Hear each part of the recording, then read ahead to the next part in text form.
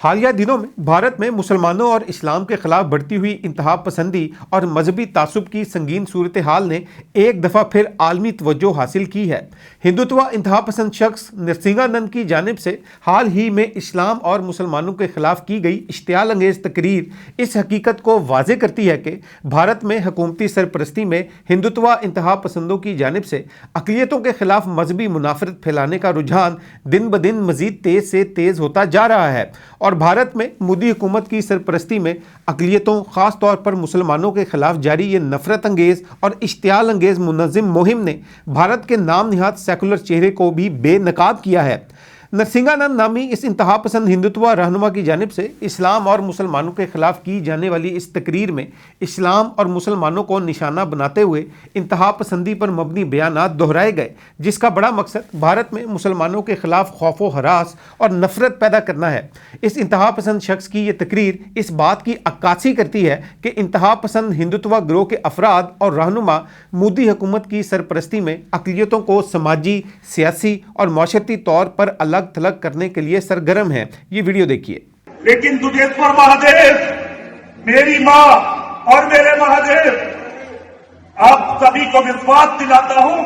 اس cancer کو دھرتی سے ختم کریں گے۔ اسلام نہیں رہے گا، کیول سناتن رہے گا، نہ رہے گا اور نہ کوئی محمد کا نام لینے والا رہے گا۔ بھارت میں مودی حکومت کی سرپرستی میں مسلمانوں کے خلاف انتہا پسندی کی یہ صورتحال کسی ایک رہنما یا گروہ تک محدود نہیں ہے۔ طویل عرصے سے ہندوتوا انتہا پسند تنظیمیں اور ان کے حامی مسلمانوں کے خلاف تشدد اور نفرت انگیزی میں ملوث ہیں، جس کی وجہ سے بھارت میں مذہبی اقلیتوں، خاص طور پر مسلمانوں کے بنیادی حقوق اور شہری آزادیوں کو شدید خطرہ لاحق ہے۔ بھارت میں اسلام، مسلمانوں اور دیگر اقلیتوں کے خلاف حکومتی سرپرستی میں بڑھتی ہوئی یہ ہندوتوا انتہا پسندی اس مسئلے کو اس وقت مزید سنگین بنا دیتی ہے جب ریاستی ادارے، سیاسی رہنما یا سیاسی عہدے دار خود اس نفرت انگیزی کی منظم مہم میں شامل ہوں یا اس کا حصہ ہوں، تو یہ اس ہندوتوا انتہا پسندی کو ایک قانونی یا سماجی جواز فراہم کر دینے کے مترادف سمجھا جاتا ہے، جس کے نتیجے میں اقلیتیں خوف و ہراس کے ماحول میں رہنے پر مجبور ہو جاتی ہیں، اور یہی حالت زار اس وقت بھارت میں بسنے والی اقلیتوں، خاص طور پر مسلمانوں کی ہے۔